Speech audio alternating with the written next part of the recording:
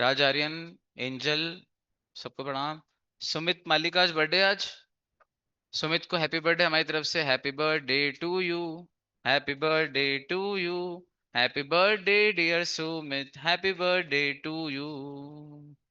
God bless you Sumit. चलिए, और सब बढ़िया, बाकी सब आ रहा है। स्टार्ट कर रहे हैं ऑनलाइन बच्चों।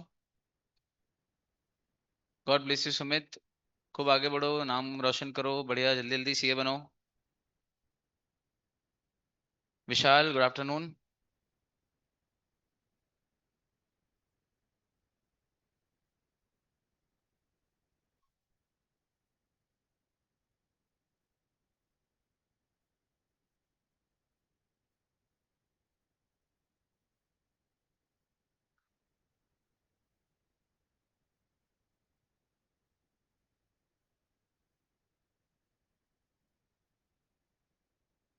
लक्ष्य, 2 मिनट।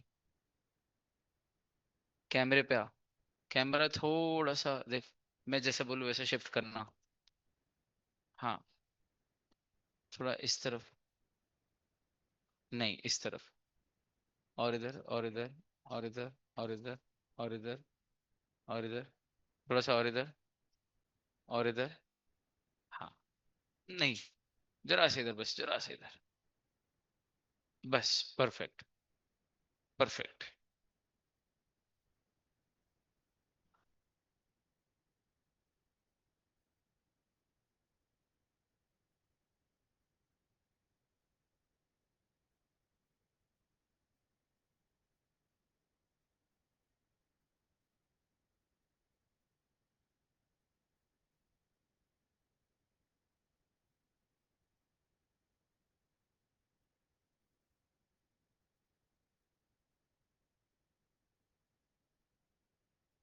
चलिए जी, 2:18 हो गए हैं। सबको प्रणाम। स्टार्ट कर रहे हैं। युवराज, गुड आफ्टरनून। इधर नहीं आया अभी तक।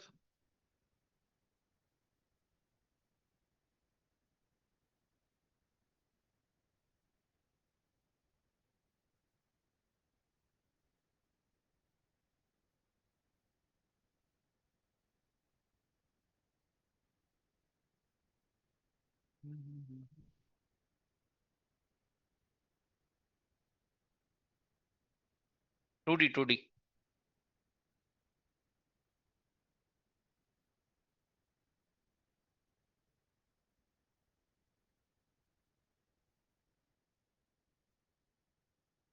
भाई ये जो डेफिनेशंस हैं, इनमें एक चीज का ध्यान रख लेना आप। ये 2:1D ऐसी है, 2:1E ऐसी है मॉड्यूल में। तो वो जो सबसेक्शन 1 इसका छूटा हुआ है, ये वाली वैसी वाली है, सबसेक्शन वाली। इसमें थोड़ा सा सबसेक्शन 1 लगा लेना बीच में। जितनी भी 2 वाली है, 2:1, 2B, 2C, जितनी भी है, सब में क्या आएगा बीच में? कैपिटल 1 आएगा, फिर अल्फाबेट आएगा एक और ब्रैकेट में, 3 ब्रैकेट टोटल। जैसे बॉडी कॉर्पोरेट की definition section 2:1D, designated partner की 2:1J, ऐसे आएगी। सारी डेफिनेशन कर लीजिएगा आप, थोड़ा सा करेक्शन। चलिए, कहाँ गया नवीन? हो गया बेटा, थैंक्स। चलो, कल बॉडी कॉर्पोरेट की डेफिनेशन तक हो गई थी हमारा। आज अपने को पढ़ना है बिजनेस की डेफिनेशन।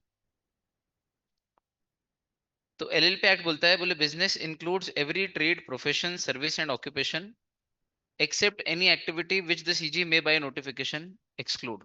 यानी कि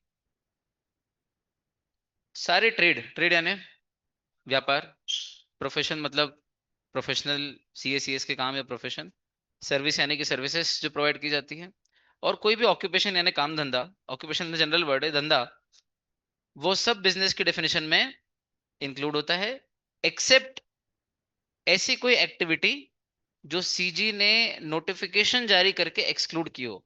बाय नोटिफिकेशन, नोटिफिकेशन कहां जारी करती सीजी? ऑफिशियल गैजेट में। बहुत बढ़िया। नोटिफिकेशन कहां जारी करती है? NIOG, याद आ रहा है? Notification in the official gazette. तो सरकार के न्यूज़पेपर में सरकार ने अगर छाप के बोल दिया कि भाई फलाना, जैसे उदाहरण के तौर पे न्यूक्लियर पावर का काम एलएलपी नहीं कर सकती।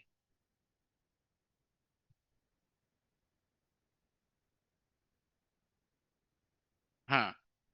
आर्म्स एंड एम्यूनिशन का काम, गोली बारूद बंदूक जो होती है, उनको बनाने का, मैन्युफैक्चर करने का काम एलएलपी नहीं कर सकती। तो क्या क्या नहीं कर सकती एलएलपी? ये तो उदाहरण दे रहा हूँ।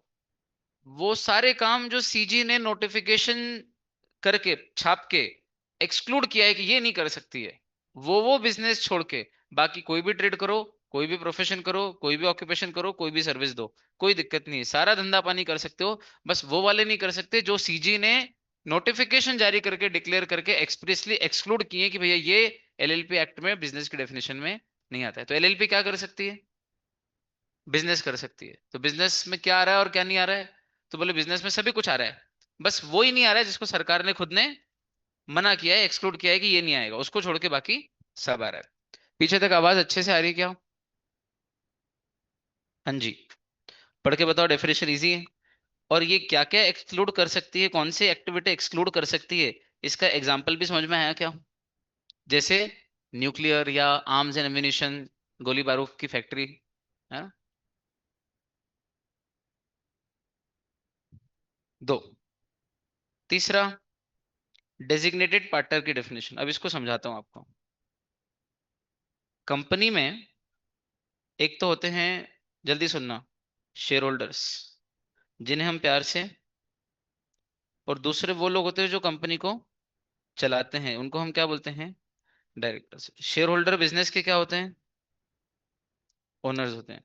लेकिन सारी लीगल फॉर्मेलिटीज कौन फुलफिल करता है?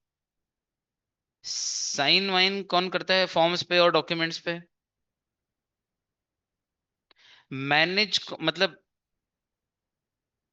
ये समझो कि गवर्नमेंट के साथ डील करना हो, कोई डॉक्यूमेंट बनाना हो, तो वो सब करने कौन जाता है? डायरेक्टर। लेकिन ओवरऑल पैसा किसका लगा है? शेयर होल्डर का। अब एलएलपी में एक तो होते हैं पार्टनर्स, और दूसरे होते हैं डेजिग्नेटेड पार्टनर्स। और इनको हम बिल्कुल वैसे ही इक्वेट कर सकते हैं, बिल्कुल वैसे ही इक्वेट कर सकते हैं कि जो स्थिति कंपनी में शेयर होल्डर की होती है, वही स्थिति एलएलपी में पार्टनर की होती है।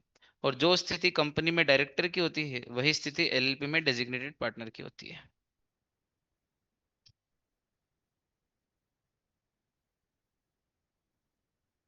ये रेक्टेंगल वाले, ये ओवल वाले, corresponding angles are equal. Maths के बच्चों बोलो हाँ। हैं? मैथ्स तो सबसे प्यारा सब्जेक्ट है यार, सबसे ज्यादा नंबर लाओगे आप मैथ्स में।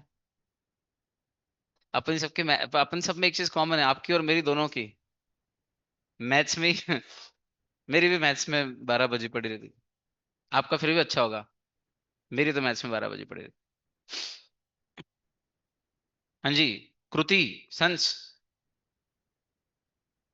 अरे हाँ यार, कृति नाम की लड़की के अगर बहुत सारे बेटे हो जाएं, 3 4, तो कृति सन्स, अथवा संस्कृति, ओहो, ऐसा मतलब उल्टा सीधा कुछ ना कुछ तो सही बन ही जाएगा। कृति संस संस्कृति, ये बढ़िया हो गया। मजा आया आपको? मजा लो जिंदगी का यार। हाँ, ये बताओ आप तो, जो जिन्हें हम कंपनी में डायरेक्टर बोलते हैं, उन्हें ही एलएलपी में किस नाम से पुकारा जाता है? Designated partner. अच्छा, नाम से क्लियर है, डेजिग्नेटेड का अर्थ होता है अपॉइंटेड, जिनको डेजिग्नेट किया है, स्पेशली काम असाइन किया है, स्पेशली कुछ सौंपा है, विशेष काम डेजिग्नेट किया है। हमने इस क्लास में से इन 2 बच्चों को डेजिग्नेट किया है कि जाइए दूसरे एकेडमी के बच्चों से पूछ के आइए कि आपको कितना आता है, और उनको हरा के आइए। इंटर कोचिंग क्विज कंपटीशन में हमने इन दोनों को डेजिग्नेट किया है, मान लो। है समझ में? तो डेजिग्नेट किया मतलब अपॉइंट किया है, अपॉइंटेड मतलब जिनको स्पेशली, ऐसे मतलब जिनको स्पेशल काम के लिए क्या क्या अक्षत भाई अपॉइंट किया है, उसको क्या बोलते हैं? Designated partner. मजे की बात क्या है, ये डेजिग्नेटेड पार्टनर भी पार्टनर जरूर होता है, कंपनी का डायरेक्टर मेंबर हो जरूरी नहीं है, लेकिन डेजिग्नेटेड पार्टनर जरूर पार्टनर होता है। आवाज थोड़ी सी अजीब से आ रही, कैसे भर्राई हुई और एको आ रहा है, ऐसा लग रहा है ना? जबकि मेरी तो सॉफ्ट है आवाज बहुत इसमें। हेलो। हैं? कौन बोला मुगालते में मत रहो? कौन बोला कौन बोला? गोपाल जी बोले? ये तो अपना वाला है, इसको माफ। चलता है। सुनो जल्दी बताओ भाई, ऑनलाइन बच्चों समझ में आया क्या बोला? चलो एक प्रश्न पूछता हूँ, सही जवाब दोगे तो समझ जाऊंगा कि आपको आ गया। एक कंपनी है जिसका नाम है बड़जात्या बिल्डर्स लिमिटेड। ठीक है। अब बड़जात्या बिल्डर्स लिमिटेड में कितने डायरेक्टर चाहिए? कितने डायरेक्टर होना चाहिए? बहुत बढ़िया। तीन। नंबर ऑफ मेंबर्स मिनिमम चाहिए 7। नंबर ऑफ डायरेक्टर्स मिनिमम चाहिए 3। और प्राइवेट लिमिटेड में नंबर ऑफ मेंबर्स मिनिमम चाहिए 2। नंबर ऑफ डायरेक्टर्स मिनिमम चाहिए 2। ओपीसी में नंबर ऑफ मेंबर्स मिनिमम चाहिए 1। नंबर ऑफ डायरेक्टर्स भी मिनिमम चाहिए 1। आ रहा है? समझ में आ रहा है नहीं आ रहा है? अरे भाई, डायरेक्टर्स और मेंबर्स, ओपीसी, प्राइवेट और पब्लिक। ठीक। मिनिमम ओपीसी में 1, 2, 3 इधर, 1, 2, 7, ये हो गया मिनिमम। फिर डायरेक्टर्स और मेंबर्स मैक्सिमम। ओपीसी में डायरेक्टर 15, प्राइवेट में डायरेक्टर 15, पब्लिक में director 15, member maximum 1, maximum 200, maximum no limit unlimited. इधर थोड़ा डिस्टेंस ज्यादा रख लिया मैंने, बाद में समझ पड़ा इसको कैसे क्या करना है, इसलिए कोई बात नहीं, आप समझ गए।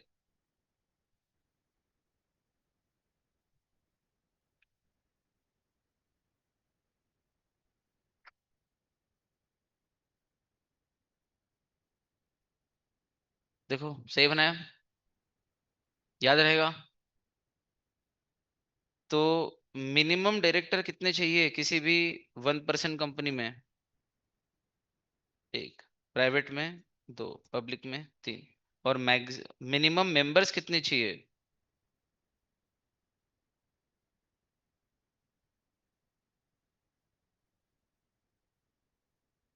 चेक कर लो, आपको याद है पूरी लिस्ट अच्छे से? और समझ में आ रहा है क्या लिखा है?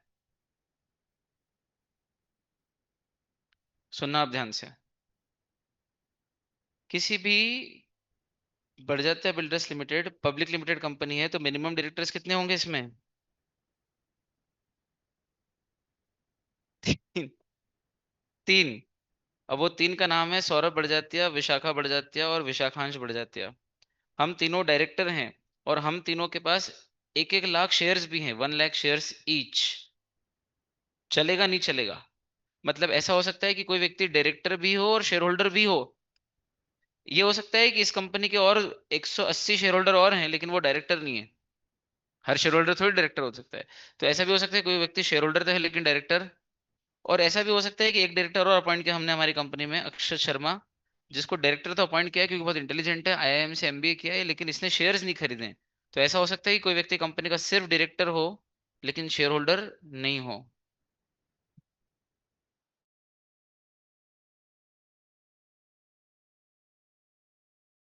शेयर होल्डर तो है लेकिन डायरेक्टर नहीं है, इधर डायरेक्टर तो है लेकिन शेयर होल्डर नहीं है। तीनों चलेंगे? तीनों पॉसिबल है? ठीक। इसका मतलब कंपनी के केस में जिसे हम डायरेक्टर बोलते हैं, उसे ही इक्वेट करें तो एलएलपी में उसे हम डेजिग्नेटेड पार्टनर बोलते हैं। लेकिन अंतर इतना सा है कि कंपनी का डायरेक्टर कंपनी का मेंबर भी हो ये जरूरी नहीं है, लेकिन एलएलपी का डेजिग्नेटेड पार्टनर का पार्टनर होना जरूरी है। बस ये इतना सा पॉइंट ढंग से समझाने के लिए ये सब मेहनत किया। लगे हाथ मिनिमम मैक्सिमम के लिमिट का रिवीजन हो गया। समझ में आया क्या बोला? पक्का? तो डेजिग्नेटेड पार्टनर क्या करता है, काहे के लिए रिस्पॉन्सिबल है बताओ? किस चीज के लिए रिस्पॉन्सिबल है? बोले किसी भी एलएलपी के लीगल फॉर्मेलिटीज, फॉर्म्स पे, डॉक्यूमेंट्स पे, डीड्स पे signatory authority, legal compliances, compliances समझते हो? लॉ की फॉर्मेलिटीज पालन करना, गवर्नमेंट के साथ डील करना हो या किसी भी अथॉरिटी के साथ डील करना हो, उन सब के लिए आगे कौन आता है? आगे आता है डेजिग्नेटेड पार्टनर।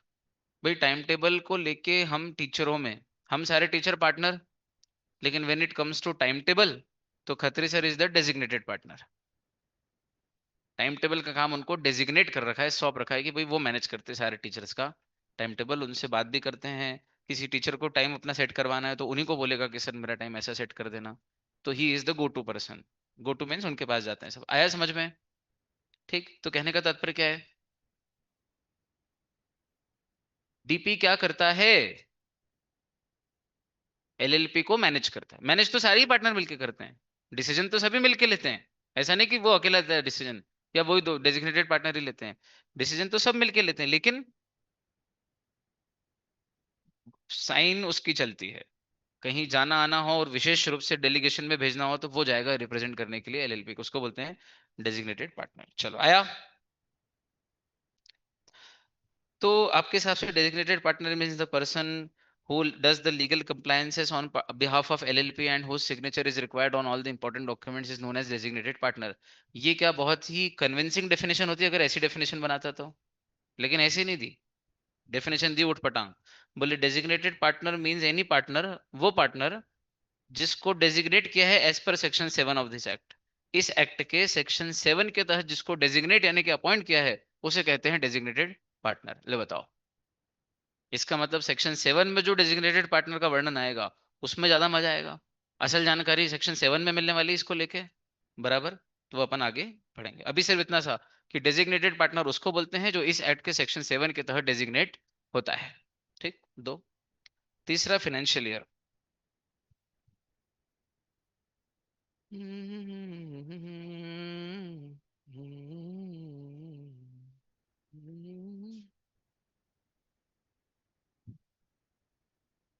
फाइनेंशियल ईयर भाई, इनकम टैक्स एक्ट के तहत भारत में फाइनेंशियल ईयर बिल्कुल सबके लिए समान है। किसी भी साल के 1 अप्रैल से शुरू करेंगे और अगले साल के 31 मार्च पे जो खत्म होता है उस ईयर को बोलते हैं फाइनेंशियल, या फाइनेंशियल जो आप बोलते हो फाइनेंशियल ईयर। इसमें कैलेंडर ईयर होता है 1 जनवरी से 31 दिसंबर तक, बराबर। इसको क्या बोलते हैं? Calendar year. बर्थ ईयर जिस दिन आपकी डेट ऑफ बर्थ है उससे लेके अगले साल की डेट ऑफ बर्थ के एक दिन पहले तक का दिन। एस्ट्रोलॉजी में जो साल गिना जाता है वो आपकी बर्थ डेट से गिना जाता है एस्ट्रोलॉजी में। हर साल एक साल पूरा होता है। आपका बर्थ डेट मान लो 1 अक्टूबर को है तो 1 अक्टूबर से 30 सितंबर आपका बर्थ ईयर है एस्ट्रोलॉजी में। लेकिन फाइनेंशियल ईयर पूरी दुनिया के लिए समान है, मतलब भारत की हर कंपनी, पार्टनरशिप फर्म, एलएलपी सबके लिए समान है। क्या है? इनकम टैक्स एक्ट के अनुसार क्या है, जल्दी बोलो। 1 अप्रैल से। अच्छा, वो 1 अप्रैल, मजे की बात यह है कि फाइनेंशियल ईयर में 2 कैलेंडर ईयर आते हैं हमेशा। 1 अप्रैल ऑफ दिस ईयर से लेके 31 March of that year, following year या नेक्स्ट।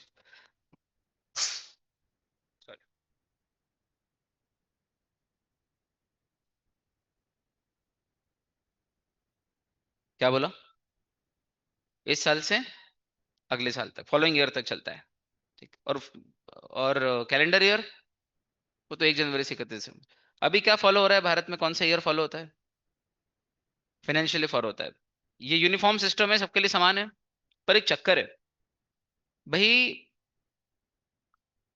रगड़ा सुना है? रगड़ा, रगड़ा पेटिस, रगड़ा यानी लोचा, रगड़ा यानी मामला, मैटर, डिस्प्यूट। रामलाल और श्यामलाल के बीच में एक रगड़ा हो गया यार, रगड़ा पक्षी सुना है? ठीक। अब सुना, लोचा पकड़ लेते हैं। लोचा जो है वो फर्स्ट फाइनेंशियल ईयर को लेके है।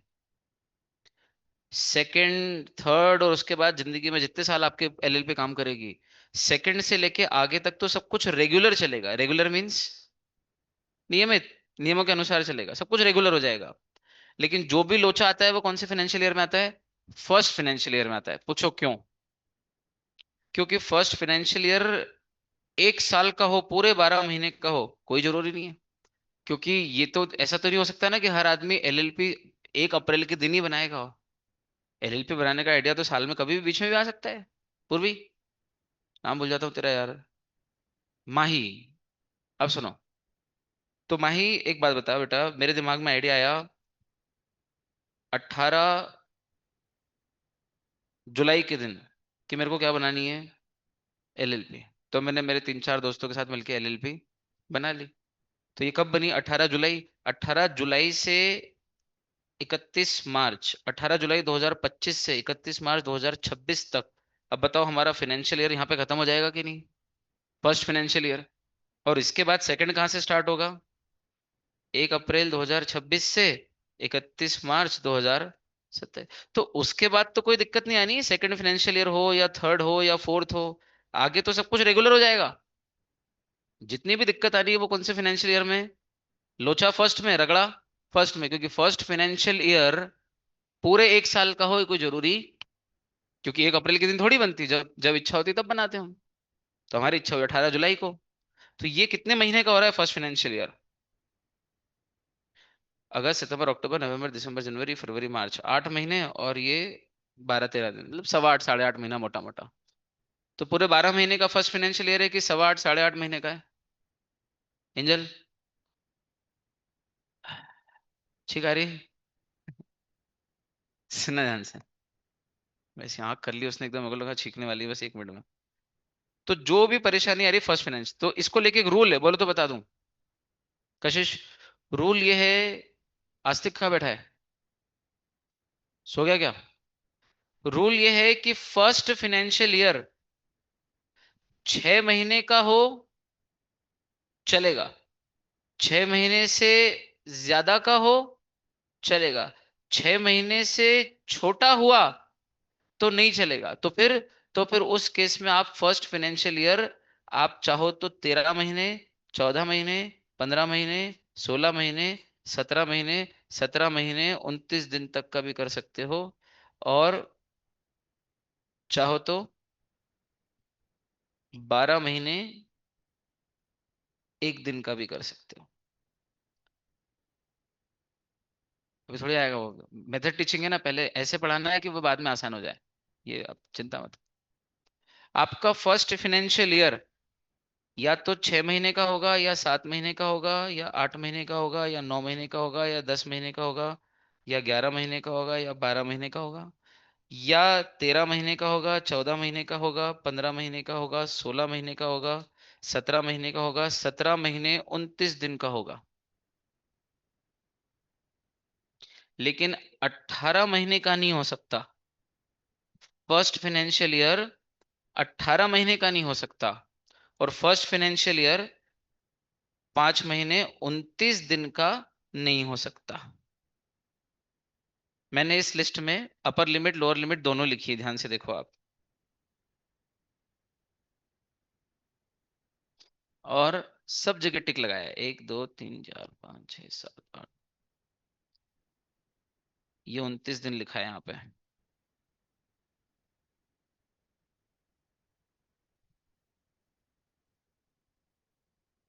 ये भी पॉसिबल है। क्या कहना, क्या चाह रहे हो सर? कहना ये चाह रहे हैं कि किसी भी एलएलपी का जो फर्स्ट फाइनेंशियल ईयर होगा, वो छोटा होगा तो इतना छोटा होगा कि 6 महीने का हो सकता है, इससे छोटा नहीं हो सकता।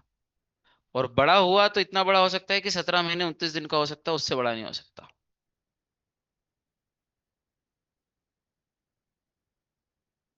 नहीं आया? समझाऊं? थोड़ी समझाना पड़ेगा। मान लीजिए हमारी एलएलपी साल 2025 में बनाने का हमको क्या आया दिमाग में? आइडिया। और जिस दिन आइडिया आया और जिस दिन हमने एलएलपी बनाई, सब फॉर्मेलिटी पूरी करके, उस दिन तारीख थी 5 अक्टूबर 2025। ओ, 5 अक्टूबर 2025। तो यहां से अगर फर्स्ट फाइनेंशियल ईयर क्लोज करना हुआ तो कहाँ क्लोज होगा? 31 मार्च 2026 को करके देखते हैं पहले। करके देखते हैं 31 मार्च 2026 पे। तो कितने महीने का हो रहा है ये फर्स्ट फाइनेंशियल ईयर? 5 महीने 25 दिन का। बोले ये नहीं हो सकता। 5 महीने 29 दिन का भी नहीं होगा, तो इससे इससे कम तो हो ही नहीं सकता ना। और 17 महीने 29 दिन तक हो सकता है, 18 महीने या उससे बड़ा नहीं हो सकता। तो 18 महीने, 17 महीने 29 दिन से बड़ा नहीं हो सकता फर्स्ट फाइनेंशियल ईयर, और 6 महीने से छोटा नहीं हो सकता।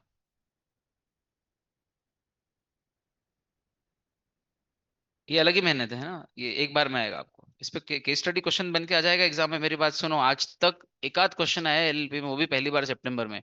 इसके पहले तो कभी प्रैक्टिकल केस स्टडी आया ही नहीं एलएलपी से। फिर भी सितंबर वाले मिल जाए तो पूछना, मैंने उनको ऐसे ही पढ़ाया था, मैंने कहा चिंता मत करो कभी नहीं आया है, मान लो आ गया तो। और देखो इस बार आ ही गया था सितंबर में।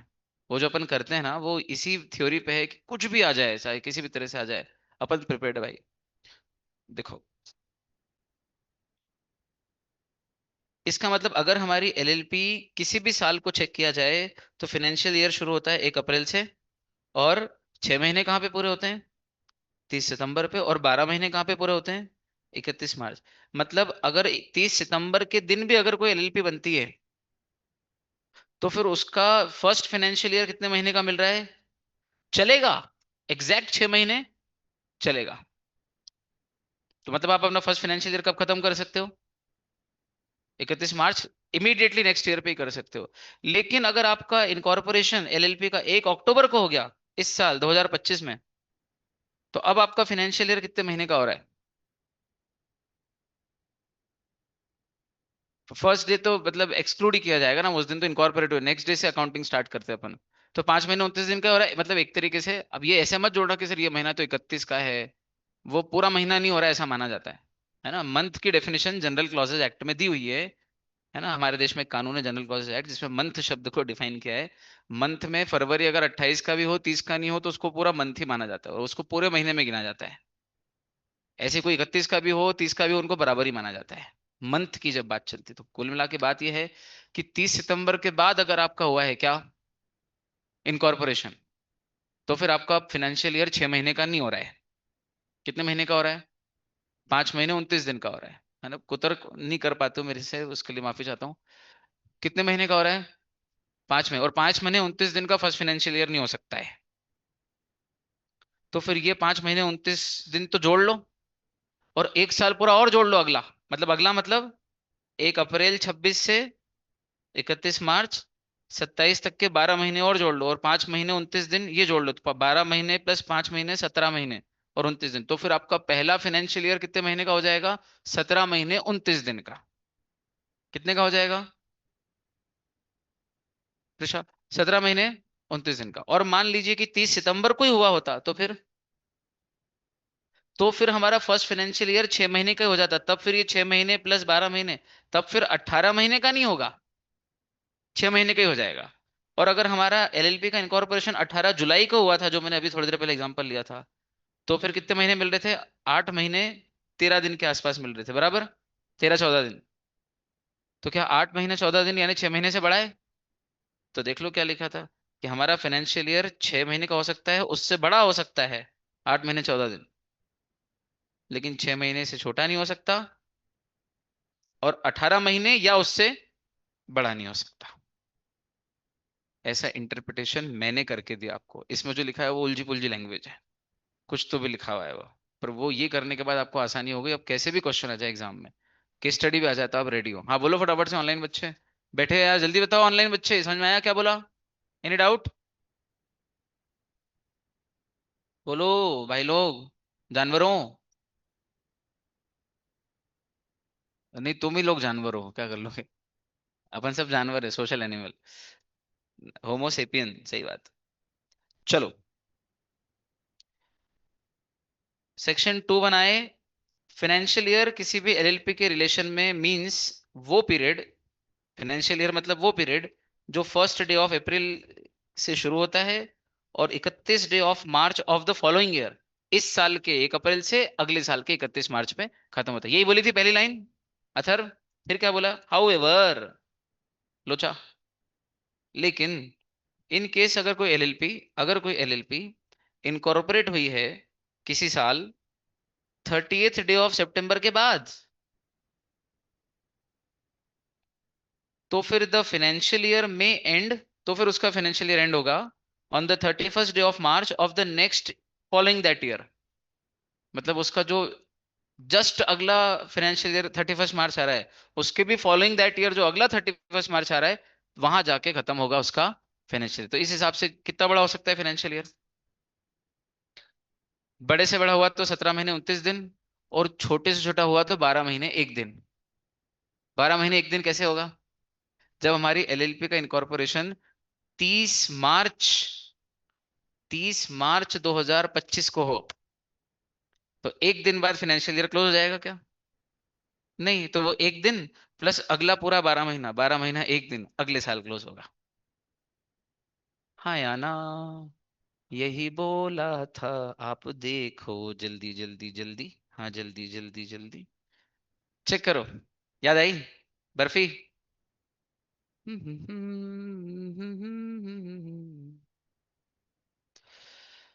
12 महीने 1 दिन का भी हो सकता है, और 17 महीने 29 दिन का भी।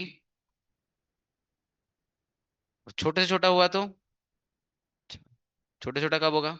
क्योंकि ये कब लगा रहे हैं, जब 30 सितंबर के बाद हो, यानी कि 30 सितंबर के दिन ही हो जाए, तो फिर ये रूल नहीं लगेगा। तो फिर तो हमारा फाइनेंशियल ईयर 31 मार्च जो अगला आ रहा है, नेक्स्ट जस्ट नेक्स्ट, वही खत्म हो जाएगा।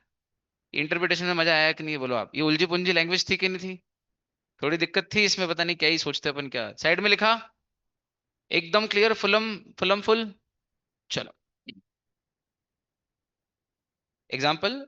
अगर किसी एलएलपी का इनकॉर्पोरेशन 15 अक्टूबर 2017 को हुआ है, तो फिर उसका जो फाइनेंशियल ईयर है वो 15 अक्टूबर 2017 से 31 मार्च 2019 तक हो सकता है। समझ में आया? बीच में कौन सा साल स्किप हो गया? वो एक पहली फाइनेंशियल, अच्छा इसके बाद सेकंड फाइनेंशियल ईयर, वो तो रेगुलर 1 साल का हो जाएगा। इनकम टैक्स डिपार्टमेंट ने ये प्रिस्क्राइब किया है कि भाई फाइनेंशियल ईयर सबके लिए एक जैसा होगा, यूनिफॉर्म, 1 अप्रैल से 31 मार्च तक के लिए। इनकम टैक्स एक्ट को ध्यान में रखते हुए एलएलपी का भी फाइनेंशियल ईयर हमेशा 1 अप्रैल से ही शुरू होगा और 31 मार्च पे ही खत्म होवेगा। स्पेलिंग बोलो। बराबर। आगे बढ़ रहे हैं। देखो, फॉरेन एलएलपी बहुत इजी है। जैसे फॉरेन कंपनी थी, याद है? फॉरेन कंपनी की क्या definition? Company incorporated outside India but has a place of business in India. और वो प्लेस ऑफ बिजनेस कैसे स्टेब्लिश की उसने? या तो फिजिकली, या इलेक्ट्रॉनिकली, या तो खुद से, या एजेंट के थ्रू। चारों याद आ रहे हैं? वहां पे ये चार चीज एक्स्ट्रा थी, यहाँ पे वो सब लोचे ही नहीं है। इन्हें सीधे सीधे बोल दिया वो एलएलपी जो इनकॉर्पोरेट तो इंडिया के बाहर हुई है, लेकिन जिसने अपना प्लेस ऑफ बिजनेस इंडिया में स्टैब्लिश कर दिया, वो फॉरेन एलएलपी। बात खत्म। बहुत आसान। आगे वो इलेक्ट्रॉनिकली फिजिकली कुछ है ही नहीं। बढ़िया। It means an LLP incorporated outside India which has established या which establishes a place of business in India। बस खत्म बात।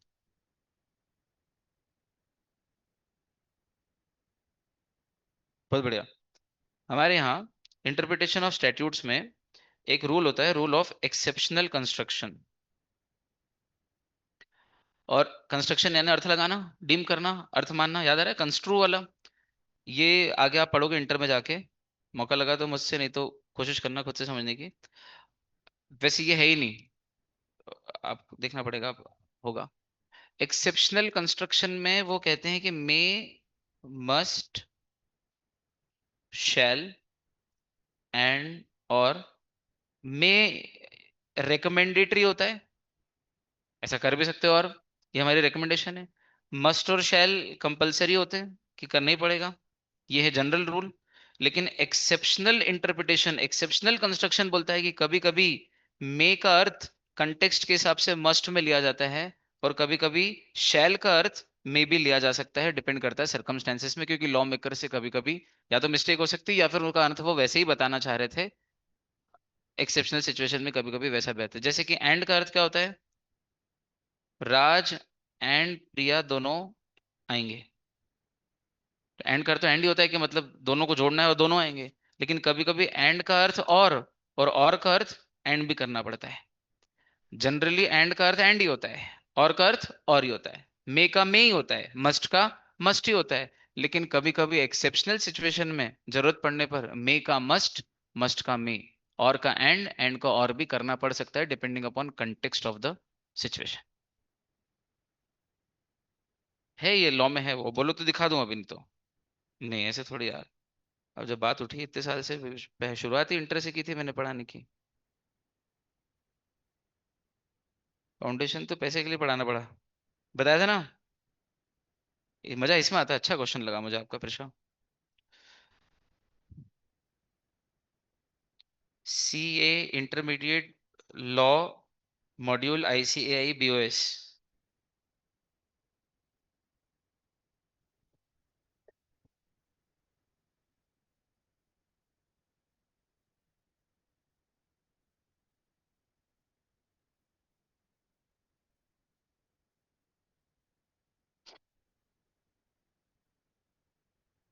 Interpretation of statutes, C inter chapter 2। Check करते हैं इन्होंने हटाया तो नहीं वो भी। ये देख रहे हो आप, रूल ऑफ एक्सेप्शनल कंस्ट्रक्शन। ठीक। वी हैव ऑलरेडी सीन कि ये सब तो ठीक है। And is practical joining words, particle joining word, और दोनों को ऐसा करता है। Can and be read as और and vice versa. The word and is normally conjunctive while or is disjunctive, but sometimes and is read as or and vice versa.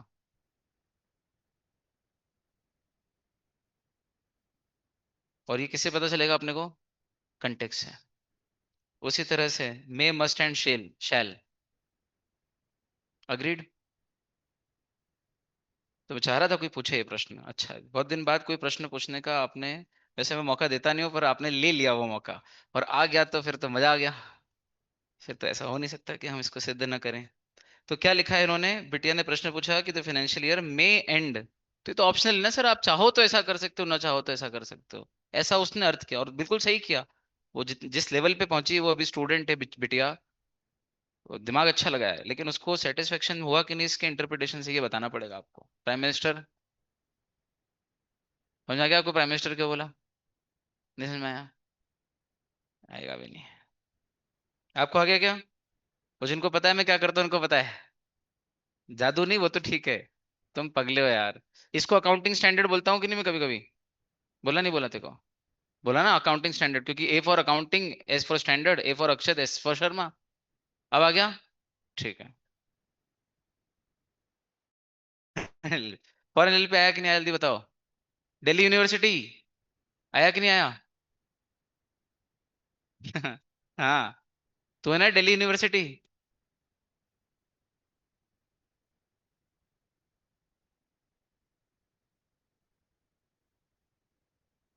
Harsil, मेरे भाई।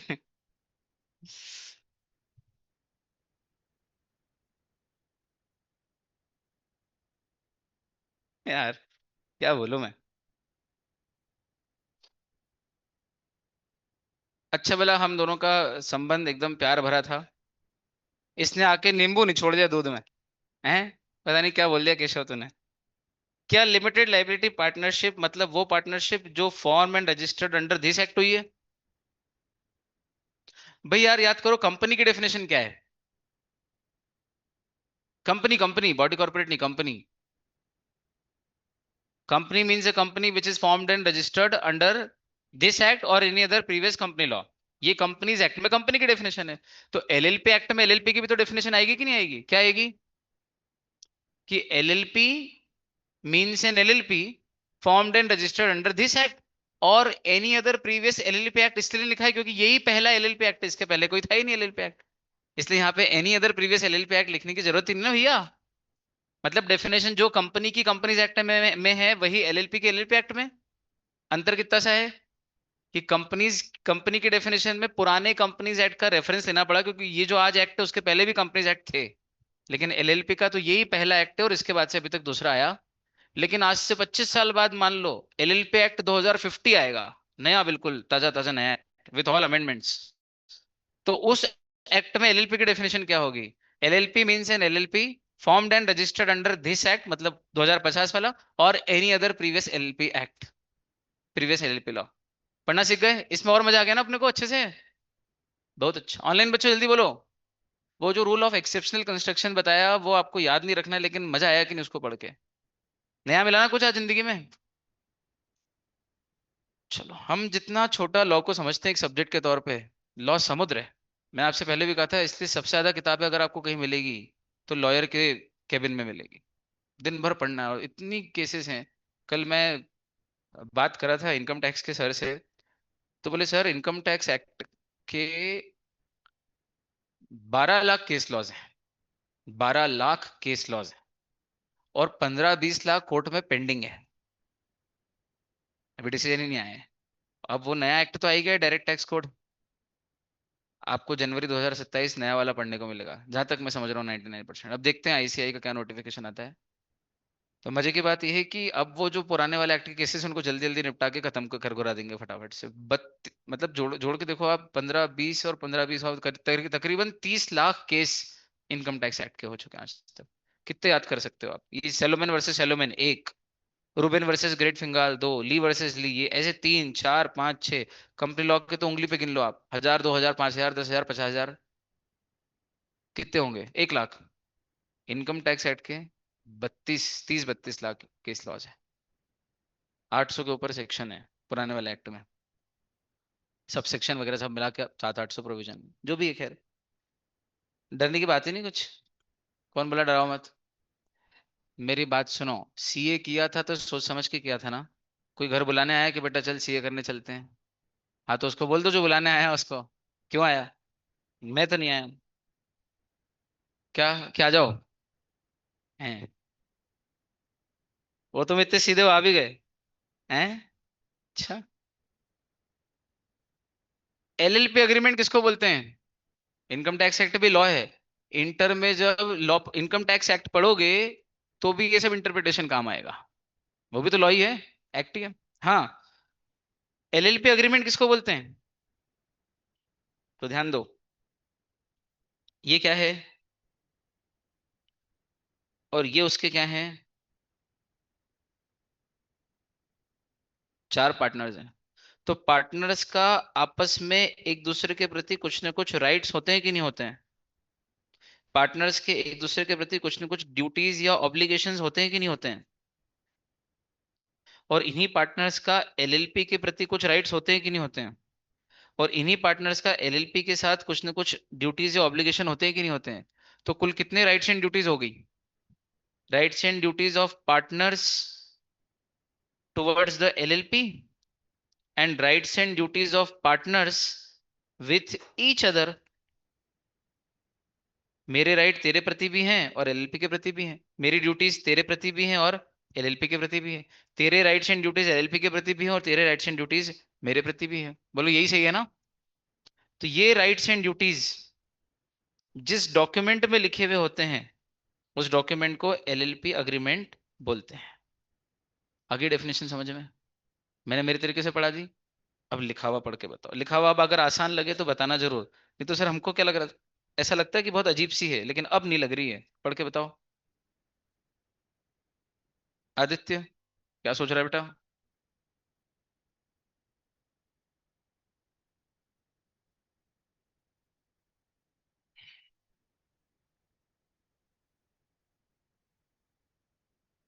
LLP agreement means any written agreement between the partners of the LLP which determines, जो बताता है, the mutual rights and duties of the partners and their rights and duties towards the LLP।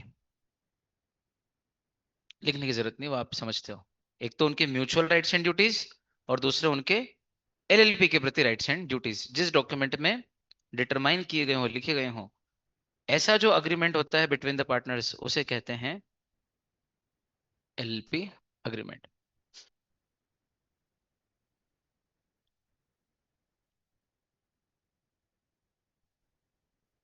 OP,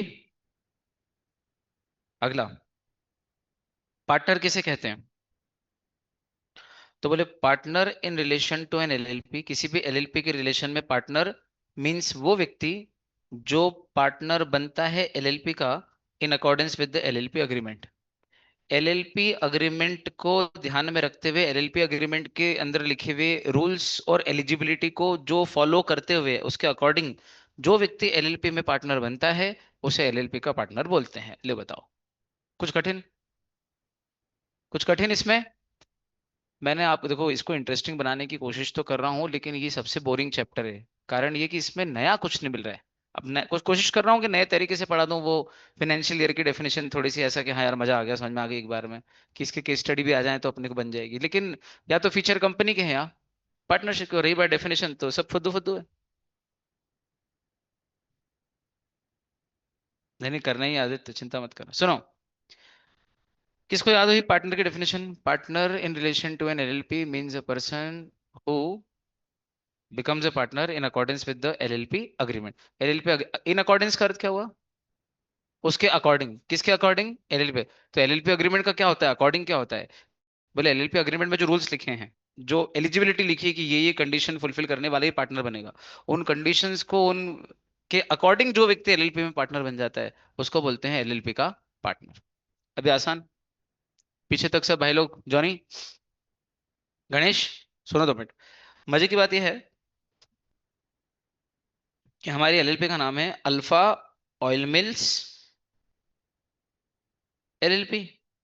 इसमें 4 partner हैं, राज, सिमरन, बाऊजी और छोटी। कितने partner हैं? 4, राज, सिमरन, बाऊजी और छोटी। अब एक दिन ये तीनों तो एक ही फैमिली के हैं। राज बाहर वाला है। तो राज एक दिन इस एलएलपी में आया। अरे मजाक की बात है, ये चारों क्या हैं? एलएलपी के पार्टनर हैं। चारों क्या हैं? एलएलपी के पार्टनर हैं। तो राज एक दिन एलएलपी की दुकान पे आके बैठ गया। तो सिमरन, बाऊजी और छोटी ने कहा कि भाई तू क्यों आया, तेरा क्या काम? क्या पूछा उससे? तू क्यों आया? तो उसने कहा मैं पार्टनर हूं इसलिए आया, भाई मैं भी तो पार्टनर हूँ। तू क्यों आया? तो बोले मैं पार्टनर हूं इसलिए आया। तू क्यों आया? तू क्यों आया? तू क्यों आया? तो बोले मैं पार्टनर हूं इसलिए आया। तो पार्टनर की डेफिनेशन का सेक्शन बोलो। टू क्यों, वन तो लगाना ही है बीच में, अपन जानते हैं, तो याद हो गया। समझ में आया? तू क्यों आया, लक्ष्य, बोल मैं पार्टनर हूं इसलिए आया, मैं तो आ सकता हूँ, बोल। बस ठीक है, तू पार्टनर होगा, मैं फुल ना रहूं। मुझे आधे अधूरे लोग पसंद नहीं तो उधर ही देख, पार्टनर। हाँ यार। ये अच्छा था, बाकी कुछ भी बोला है, वर्ड प्ले करता हूँ यार इसमें ताकि आप हंस दो। हाँ, कितनी डेफिनेशन हो गई वो लक्ष्य? अनमोल, अब इधर डीडीएलजे चालू हो गया। बेटा कुछ कुछ होता है का नहीं भेजना है अनमोल। वो जो तूने भेजा है वो राज और अंजलि हैं, कुछ कुछ होता है वाले, राहुल और Anjali. Sir I remember only one thing, रे लक्ष्य थारी। अभी तक याद है क्या? सबको याद है? थारी के आगे मत बोल देना कभी, अनलेस कि लक्ष्य कुछ ऐसी हरकत करे कि वो सुनने लायक काम करे तो ठीक है। बाकी चलो अगली डेफिनेशन है स्मॉल एलएलपी। आपको मालूम है 5-10 मिनट ज्यादा ही पढ़ूंगा, स्मॉल जब तक सर नहीं आते। स्मॉल एलएलपी, भाई स्मॉल कंपनी भी तो होती है। असफिया, बेटा स्मॉल कंपनी याद आ रही क्या? माही, किसको बोलते हैं? जिसके अंदर पेड अप कैपिटल 4 करोड़ से कम हो और टर्नओवर 40 करोड़ से कम हो। ये लिमिट बढ़ के अभी आजकल 10 और 100 हो गई है। ठीक है, लेकिन अपन ने तो ये याद की थी जब अपन ने पढ़ा था, तब तक तो चेंज आया ही नहीं था। ठीक। तो ये स्मॉल कंपनी, अच्छा स्मॉल कंपनी जब भी होगी कौन सी होगी? प्राइवेट लिमिटेड ही होगी, पब्लिक लिमिटेड कभी भी स्मॉल नहीं होगी। इसके अलावा सेक्शन 8 कंपनी भी स्मॉल नहीं होती। इसके अलावा अगर आप किसी की होल्डिंग हो या किसी की सब्सिडरी हो तो भी आप स्मॉल नहीं कहला सकती। ये कुछ कंडीशन है, section 2 clause 85 of the companies act 2013 से रिवाइज हो गई। तो मजे की बात है, खट से रिवाइज होता है ना, मजा बहुत है इसमें। ये तो होगी स्मॉल कंपनी। तो क्या स्मॉल कंपनी का कॉन्सेप्ट है, तो क्या स्मॉल एलएलपी का भी कॉन्सेप्ट है? बोले हाँ। अब चूंकि देखो कंपनी में तो पेड अप कैपिटल होती है, एलएलपी में तो कंट्रीब्यूशन होता है ना सिर्फ, पढ़ाया था कल।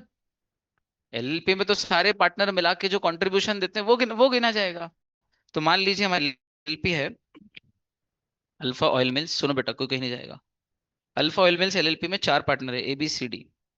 इसका कंट्रीब्यूशन है 30 लाख, इसका है 20 लाख, इसका है 40 लाख और इसका है 10 लाख।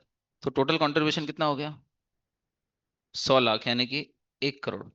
अब समझ में आया कि कंट्रीब्यूशन किसको बोल रहे हैं। तो चारों पार्टनर का मिला के जो टोटल कंट्रीब्यूशन है 100 लाख, वो हो गया हमारी एलएलपी का टोटल कंट्रीब्यूशन। और वो कंट्रीब्यूशन अगर 1 करोड़ है, मतलब हमारी एलएलपी स्मॉल एलएलपी नहीं है। क्यों? क्योंकि स्मॉल एलएलपी, कोई बात नहीं, उसको बोलते हैं जिसमें सभी पार्टनर्स का कंट्रीब्यूशन अगर टोटल कर लो तो कितने रुपए से ज्यादा नहीं होना चाहिए, 25 लाख। और टर्नओवर किससे ज्यादा नहीं होना चाहिए?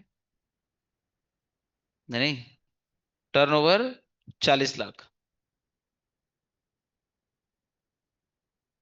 रुको सही, करंट लिमिट कितनी है देखना। स्मॉल एलएलपी मतलब वो एलएलपी जिसमें सारे पार्टनर्स का कंट्रीब्यूशन मिला के does not exceed 25 lakh rupees, and the turnover as per latest balance sheet and profit and loss account does not exceed rupees 40 lakh. तो आपको अभी ये करंट लिमिट याद करनी है, 25 लाख और 40 लाख। और फ्यूचर में कभी सरकार ने ये लिमिट बढ़ाई तो कंट्रीब्यूशन की बढ़ाएंगे 5 करोड़, बढ़ा के कर देंगे मैक्सिमम 5 करोड़, और टर्नओवर की बढ़ा के मैक्सिमम कर देंगे 50 करोड़। ये फ्यूचर में कभी बढ़ाई तो, जैसे कि अभी नंबर ऑफ मैक्सिमम पार्टनर्स कितने हैं किसी पार्टनरशिप फर्म में? 50। लेकिन कभी सरकार ने ये लिमिट बढ़ाई तो 60, 70, 80, 90, 100, उससे भी ज्यादा बढ़ानी हुई तो बोले उससे ज्यादा नहीं बढ़ा सकते, 100 मैक्सिमम। तो फ्यूचर की मैक्सिमम प्रिस्क्राइब लिमिट कितनी है कि कभी बढ़ाई तो 100 तक बढ़ा देंगे, लेकिन हाल फिलहाल की लिमिट कितनी है? 50। याद आया वो उस समय का पढ़ाया हुआ, उसी से इक्वेट करो इसको, उस कॉन्सेप्ट से इक्वेट इक्वेट करो कि हाल फिलहाल की करंट लिमिट कितनी है किसी भी एलएलपी को स्मॉल एलएलपी कहलाने के लिए। पहली कि उसमें पेड अप कैपिटल की जगह कंट्रीब्यूशन कर दो, टर्नओवर की जगह तो टर्नओवर ही है। ठीक, यानी कि दो पैरामीटर्स कंपनी में भी चेक कर रहे हैं, दो पैरामीटर्स एलएलपी में भी चेक कर रहे हैं। कौन से दो पैरामीटर्स? वहां पर paid up capital plus turnover, यहाँ पर पेड अप कैपिटल का इक्विवेलेंट है कंट्रीब्यूशन, तो कंट्रीब्यूशन एंड टर्नओवर। कंट्रीब्यूशन कितना? बोले सभी पार्टनर्स का कंट्रीब्यूशन मिला के 25 लाख रुपए से ज्यादा नहीं होना चाहिए। 25 चलेगा, 25 से कम चलेगा, 25 से 1 रुपया भी ज्यादा नहीं चलेगा। और टोटल टर्नओवर 40 लाख चलेगा, उससे कम चलेगा, उससे ज्यादा होगा तो फिर स्मॉल नहीं कहलाओगे। तो स्मॉल कहलाने के लिए कितना चाहिए? 25 से कम तो कंट्रीब्यूशन 25 या 25 से कम, और टर्नओवर 40 लाख या 40 लाख से कम। पर ये 25 लाख वाली जो लिमिट है किसकी? कंट्रीब्यूशन की। कभी ये सरकार ने ये बढ़ाई 10 साल बाद तो बढ़ा के कितनी कर सकते हैं? 2 करोड़, 3 करोड़, 4 कर देंगे, और 10 साल बाद 5 कर देंगे, लेकिन 5 से ज्यादा तो कभी भी नहीं करेंगे। ये आया। और ये जो टर्नओवर वाली लिमिट है कितनी? 50 करोड़। ये फ्यूचर की मैक्सिमम 50 है, लेकिन कल को सरकार ने 40 लाख की लिमिट बढ़ाई टर्नओवर की, और 10 साल बाद बढ़ा के कर दी 3 करोड़, तो चलेगा। 8 करोड़, 18 करोड़, 28 करोड़, 40 करोड़, 45 करोड़, 50 करोड़, 51 करोड़। नहीं नहीं नहीं, वो मैक्सिमम 51 तो होगा ही नहीं, वो 50 ही रहेगा। समझ में आया क्या बोला? तो स्मॉल एलएलपी की लिमिट क्या है? कितनी अच्छी बात करने जा रहा हूं, इसका मिस हो जाएगा, देखना कितना मजा आएगा बाद में। इसको जान दो पहले, सुनो क्या बोला। करंट लिमिट बोलो स्मॉल एलएलपी की, करंट लिमिट बोलो। किसी के पास कोई ऐसी चीज है जिसे मैं, मतलब फालतू की चीजें आप ले जाओ सर, तोड़ फोड़ देना, जो करना है कर देना, ऐसे कर। नहीं नहीं नहीं, सीरियसली सीरियसली, मजाक नहीं, सही में। कोई पेन जिसके अंदर पूरी इंक खत्म हो गई है, किसी काम का नहीं है वो पेन। देख देख, सॉरी बोल, उसकी तरफ से सॉरी, कोई बात नहीं, जानबूझ के नहीं किया। चलेगा बेटा ये, है ना, इसमें कुछ काम का कुछ भी नहीं है, इंक खत्म होगी इसकी।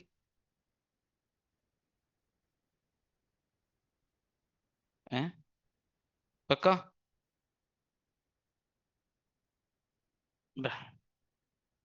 अब ये इनको दिखाते हैं ऑनलाइन बच्चों को।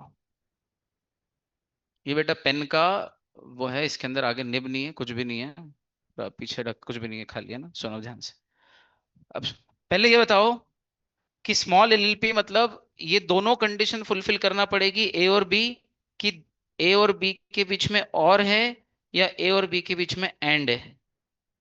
चेक करो कहाँ लिखा है। देखा, जोर दिया था पहले ही अपन एंड पे। मतलब ये वाली कंडीशन भी फुलफिल करनी है, और ये वाली भी फुल, जो इन दोनों कंडीशन को फुलफिल कर देती है एलएलपी, वो एलएलपी क्या कहलाती है? Small LLP. ध्यान से सुनना। तो अपने को उनका टर्नओवर कैसे मालूम पड़ेगा यार? तो बोले जो भी उनके स्टेटमेंट ऑफ अकाउंट्स हैं, यानी कि पीएल अकाउंट और statement of solvency. Statement of solvency यानी बैलेंस शीट। बैलेंस शीट ही तो सॉल्वेंसी बताती है आपकी कि आप सॉल्वेंट हो कि इंसॉल्वेंट हो, एसेट ज्यादा है कि लायबिलिटी। समझ में मजा आया? जिंदगी भर काम आएगा सीए के बच्चों को ये। स्टेटमेंट ऑफ अकाउंट्स यानी कि पीएनएल, अकाउंटिंग पूरी, प्रॉफिट लॉस, क्या आया क्या गया, डेबिट क्रेडिट। और स्टेटमेंट ऑफ सॉल्वेंसी मतलब जहां भी आपको स्टेटमेंट ऑफ सॉल्वेंसी पढ़ने में आया उसका भावार्थ यही होता है कि a sheet giving you an overview of assets and liabilities, मोटा मोटा बैलेंस शीट। बोलो आया? तो हमको पिछले 15 साल पुरानी या 2 साल पुरानी या 1 साल पुरानी बैलेंस शीट और पीएनएल अकाउंट देखना है कि अभी लेटेस्ट जो साल गया है उसकी चेक करना है? तो जो भी इमीडिएटली प्रीसीडिंग फाइनेंशियल ईयर हमारा अभी गया है, जिसकी ऑडिटिंग हो चुकी है, अकाउंटिंग हो चुकी है, या जो गया है, उसके अकॉर्डिंग हमारा जो स्टेटमेंट ऑफ अकाउंट्स है और हमारा जो स्टेटमेंट ऑफ सॉल्वेंसी है इमीडिएटली प्रीसीडिंग फाइनेंशियल ईयर का, उसमें अगर हमको नजर आ रहा है कि हमारा टर्नओवर कितना है, 40 लाख रुपए या उससे कम है, तो समझ जाओ कि हमारे एलएलपी और हमारी कंट्रीब्यूशन भी कितना है, 25 लाख रुपए उससे कम। तो ये दोनों कंडीशन अगर पिंक पिंक वाली फुलफिल हो रही हो तो समझ जाओ कि ये स्मॉल एलएलपी है। लेकिन कहीं ये पिंक वाली कंडीशन आगे जाके कभी ये गोल्डन कलर की भी हो सकती है, यानी बढ़ बढ़ के अगर कभी सरकार ने बढ़ाया आगे जाके तो इतना बढ़ेगा, लेकिन इससे ज्यादा तो कभी भी बढ़ने वाला नहीं है। आया क्या? स्पेलिंग बोलो जल्दी से, क्लिक। और फिर आखिरी में इन्होंने लगा दिया एक और। इसका क्या अर्थ है कि या तो ए एंड बी ये दोनों कंडीशन फुलफिल कर दो, अथवा ये सी अकेली कंडीशन फुलफिल कर दो। पढ़ना सीखे कितना जरूरी होता है एंड और अब यहाँ पे एक्सेप्शनल नहीं लगेगा, है ना? अर्जी नहीं सुनो, यहाँ पे तो नॉर्मल जो चल रहा है। अब मजे की बात क्या है, ये एंड और पढ़ना जो सीख जाए ढंग से कि किन को जोड़ना है किन को नहीं जोड़ना है, उनको वो इनलैंड फॉरेन इंस्ट्रूमेंट पढ़ने में दिक्कत नहीं आएगी। वो जो वो जो इनलैंड फॉरेन इंस्ट्रूमेंट की दिक्कत है आपको, वो तब नहीं आएगी जब आपका इंटरप्रिटेशन इस तरह से स्ट्रांग हो जाए। आगे समझ में? मजाक थोड़ी कर रहा हूँ यार, जो है सो है ना, अपने को तो पूरा लॉ ध्यान देके चलना है। समझ में आया क्या बोला? तो या तो आप कितनी कंडीशन फुलफिल कर लो, ये दोनों, तो भी आप क्या हो जाओगे, स्मॉल एलएलपी। अथवा आप ये एक अकेली छोटी सी कंडीशन फुलफिल कर लो तो भी आप क्या हो जाओगे, स्मॉल एलएलपी। तो वो अथवा वाली कौन सी है? अथवा वाली कोई काम की नहीं है। बोले अथवा वो जो भी सरकार ने प्रिस्क्राइब की है ऐसी कोई अदर रिक्वायरमेंट को भी अगर मीट मीट मींस फुलफिल, सरकार के द्वारा प्रिस्क्राइब्ड कोई अदर रिक्वायरमेंट भी हो और अगर उसको मीट करती हो, और जो भी प्रिस्क्राइब टर्म्स एंड कंडीशन है उनको भी फुलफिल करती हो, तो समझ जाओ वो भी क्या है, स्मॉल एलएलपी।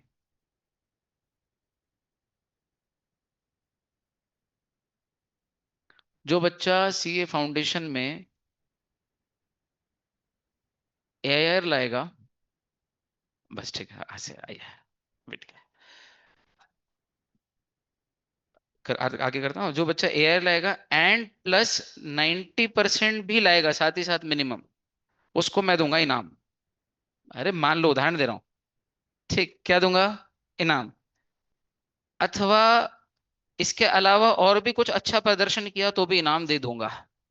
मतलब या तो आप इन दोनों कंडीशन को फुलफिल करो तो इनाम के काबिल होंगे, या अगर मैं और कोई कंडीशन भी कभी प्रिस्क्राइब कर दूं कि ऐसी ऐसी कंडीशन करने वाला भी इनाम पाएगा तो उसको भी मिल जाएगा। लेकिन वो तो जब बोलूंगा तब बोलूंगा, हाल फिलहाल तो यही एक तरीका है जिससे आप इनाम पाने के अधिकारी बन सकते हो। मतलब वो एंड और के बाद वाला अभी हाल फिलहाल इसका कोई यूटिलिटी नहीं है। वो कभी सरकार ने और कोई रिक्वायरमेंट प्रिस्क्राइब की और उसको भी अगर किसी एलएलपी ने फुलफिल की, तो उस एलएलपी को भी हम क्या बोल देंगे, स्मॉल एलएलपी बोल देंगे। लेकिन हाल फिलहाल तो वो ए और बी वाली रिक्वायरमेंट ही मेन है। इतना आया क्या?